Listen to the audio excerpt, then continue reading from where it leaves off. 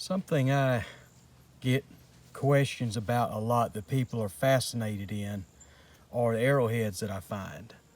And specifically, because of that well digging video that I have, or one of them, I found this, what I believe to be a spearhead, down, I don't remember how many feet it was, somewhere 10, 11 feet buried. See, it's broken right here.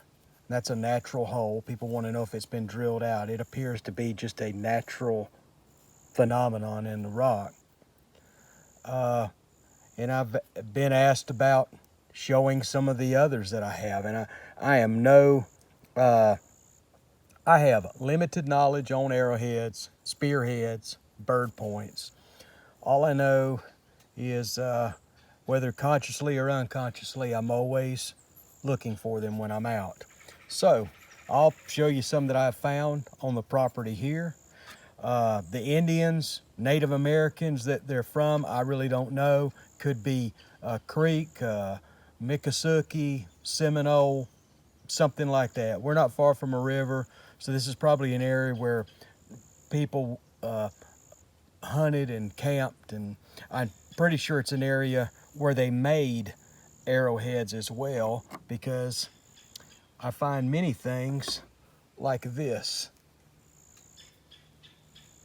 It's very unfinished. I don't think it looks like one that they started, maybe broke, maybe decided not to finish and just cast it aside. But I don't know. But I have several things like that. Some that I'm not sure of. That could have been the start of one, and I think of it because of this edge has been chipped away. But that's a doubter right there.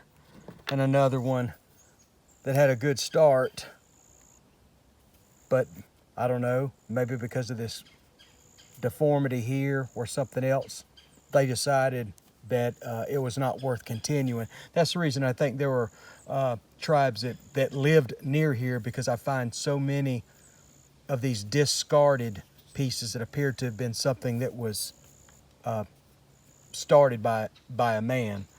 But occasionally, I run across things like this. That's a decent little arrowhead. I don't have any winners around here that are gonna make anybody's jaw drop off, but they're interesting nonetheless because they're on the property. And here's another. Like I said, I find a lot of broken ones, and there's no doubt that's an arrowhead. But it's broken. But I'm not gonna leave it on the ground. I pick it up, and I just got a place that I set all these things because I'm appreciative of all this stuff. Here's another one that you can see it's started out. They've knocked it out very well, but I don't know if something about the backside they didn't like, or the top broke off, or this may have even been one they decided to use. But again, I couldn't just leave it laying around. And then there's ones like these that I don't know how old this is. This is like an old spearhead, but it's been in the ground so long, it's got limestone that has gathered on it. And I'm fascinated by this treasure right here. I keep my hands in the picture so you can get an idea of how large these are. And another little ugly one that gets started and then broken. I guess this has been a small spearhead.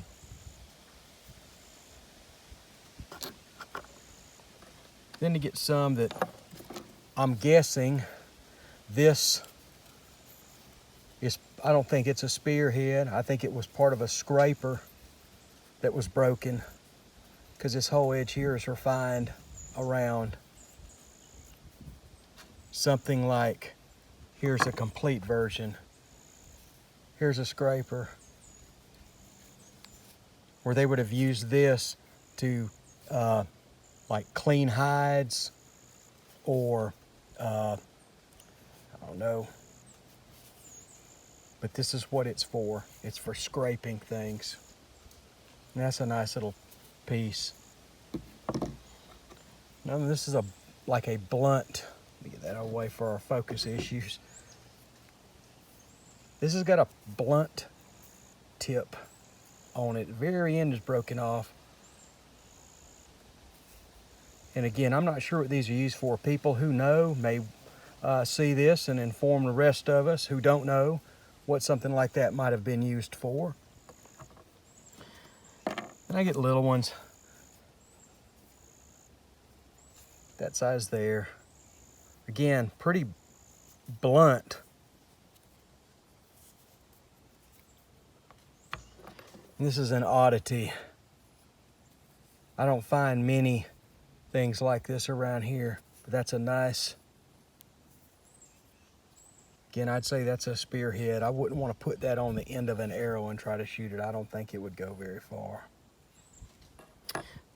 Here's one of my favorites.